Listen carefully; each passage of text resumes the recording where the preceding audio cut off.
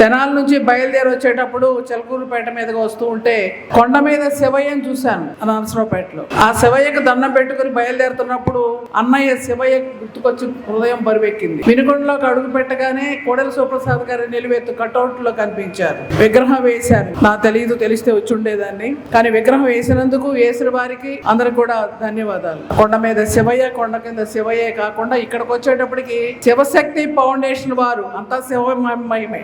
Shivashakti foundation వారు మహిళలకి మరి వాళ్ళని సన్మానిస్తూ వాళ్ళకి దండలు వేసి బుకేలు ఇచ్చి మంచి ఆహారాన్ని ఇచ్చి గర్భిణీ స్త్రీలకు శ్రీమంతాలు చేశారు మా లీలావతి గారు. కాబట్టి చాలా సంతోషం, అభినందిస్తున్నాను. మంచి కార్యక్రమం అని ఎరపతనేని చేశాడు, మళ్ళీ మీరు చేశారు. ఏదేమైనా ఈరోజు అమ్మ చాలా సంతోషించదగ్గ విషయం. మహిళా శక్తి అనేది మీకు అందరికీ తెలుసమ్మా. మనకున్న శక్తి మగాళ్ళ కన్నా మనకే శక్తి ఎక్కువ. కాకపోతే అనాథగా వస్తున్నటువంటి ప్రకారం ఏదో మగవాళ్ళ తర్వాత ఆడవాళ్ళు అంటారు. మనం పుట్టగానే మన కంటికి కనిపించింది నాన్న కాదు అమ్మ.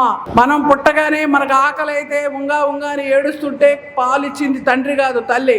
మనం అక్షరాలు నేర్చుకున్నా, అన్నం తింటున్నా అమ్మ నేర్పిందే. మంచి బుద్ధులైనా మంచి నడవడైనా అమ్మ నేర్పిందే.